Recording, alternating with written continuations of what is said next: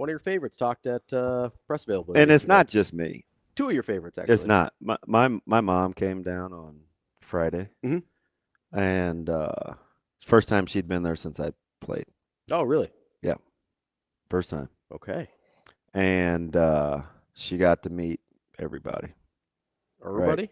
Yep. Sat with the boss man. Nice little quaint deal. Saw his office. She did say, I'm gonna put her on blast real quick. She said, "Oh my gosh, it seems so cluttered in there. I know he can get it the way he wants. Does he want it like that?" Anyway, anyway, it's just funny. That was her takeaway. She met a lot of guys, Mhm. right? I told you we spent time talking to Addison and, hey, meet this person and that person.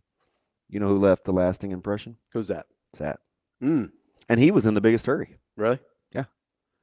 He was in the biggest hurry. And we sat at dinner and she said, well, I understand a lot why you like him. Mm. No, you're exactly right. Oh, I know. It's spot on.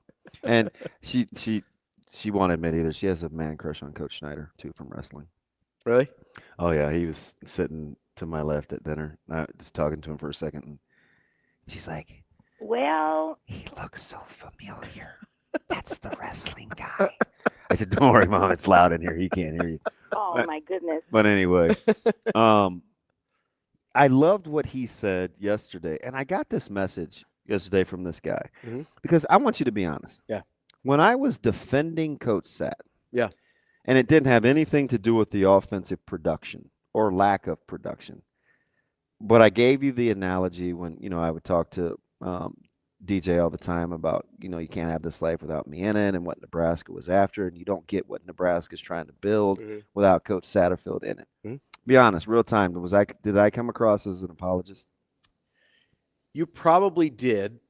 I didn't quite understand his personality yet.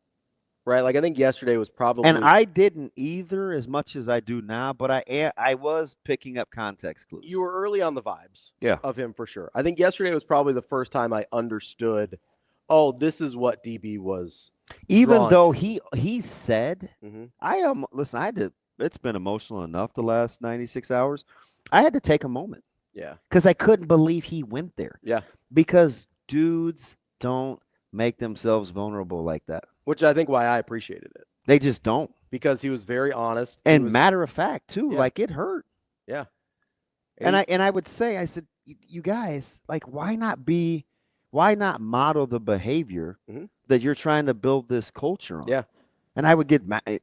Oh, you're paying $1.2 million for a tight ends coach. And well, first of all, it's not your money. Yeah. Second of all, like the value of what he's bringing to the table is bigger Mhm. than anything even I could see. Right? Yeah. So, like, I didn't put a price tag on that. Mhm. So then to hear him articulate it again yesterday, Shane, how quickly can those little Vienna sausages find the clip you opened the show with? Pretty quick? Pretty quick. Yep. Listen to this again. We preach every day there's going to be adversity. And if what happened to me is no different than a player getting benched or, having to go from first team to second team. It's no difference. And I believe in this place. I believe in Nebraska. I believe in everything. When I came here, I still believe it. We got great things ahead of us. I think we can do it, and I wanted to be a part of it. I wanted to finish what we started.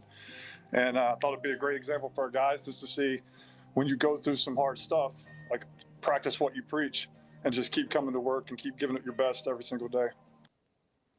You can't ride with that? No, I 100% can. But that's the first we've gotten of that where I really got what you were talking about with him. So at the time, part of it did feel I appreciate your honesty telling me I come across as an apologist. That's cool. At the time, I thought it was more like you liked him personally, so you were kind of riding for him professionally. Mhm. That's what it came off as to me, which listen, that's fair. Like there's 100%. There's a lot of people. We can still kick it. Yeah, there's a lot of people I'll do that with where it's like, hey, if I like a person personally, I'm more likely to vouch for them professionally. And sometimes that backfires. Sometimes it works out. Like it just kind of is what it is. I thought more, frankly, at the time that I was more defending his offense, which I thought, and listen, Dana Holgerson's a better offensive coordinator than Marcus Satterfield. Like, that's not a hot take. I think Satterfield would tell you the same thing. Like, when he talks about learning from a mind like Dana's, like, that's sort of what he's talking about. But I do think there was some things where it's like, okay, when we look back in retrospect and remove Marcus Satterfield from the equation, and we just look at what happened on the field, where you go, yeah, there's probably some throws out there you'd like Dylan to make. And there's probably some plays out there you'd like your wide receivers to make. Mm-hmm. And there's probably some holes out there you'd like the running backs to hit. And there's probably some second-level tackles you'd like the running backs to break. And, whatever it is, right, there's probably some kicks you'd like your kickers to make that would make Marcus Satterfield look a lot differently in our eyes in real time. Mm-hmm. So that's more what I was defending. And listen, maybe if he's not the guy that can get those guys to do those things, then maybe you do need to move on, and that's fine. Or maybe there's a system that makes it easier for those guys to do those things, and that's fine. But two things can be true at once. He could have been pretty close to getting guys to execute at a level that we would have been happy with. Yeah. And Dana Holgerson could still be better at this job than pretty much anybody else Nebraska could have hired. I got this message as we go to break from a guy, and he said a few more things. He was asking my opinion on the connection between Harburg and the tight ends room, but he was really honest. He said, I was so skeptical of Sat, but I've listened to you speak about him for so long, and I feel like he really showed who he was in today's press conference. I'm a huge fan now, right? And I just hope, and it's not him to it's not the point isn't in him to convince. Mm-hmm. It is in you now know why those guys can kind of function and operate as a staff mm-hmm. the way they do, because they're actually going through it. Yeah. Real time too. Right there with you. There is no difference, no set apart, mm-hmm. no set aside. If you're going to get this thing done, you better lock in, lock up, connect fingers, and move. If any of those three things aren't hitting your checklist, and when I say move, mm-hmm.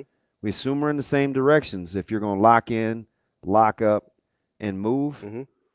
when you see the brass do it, when you see a guy like Snow take notes and sit in on coaches' meetings mm-hmm. and do his due diligence before he opens up his mouth, or hear Coach Rhule say, when I started with the Giants, my goal was that I didn't say anything, and then I became a mastermind. It's all intentional. Mm-hmm. Just do your job. Be unselfish. Lock in, lock up, move. That's it. And what's a better example of having competitive stamina and enduring than hanging in there the way he did? Than having a coach model that behavior for you. 100%.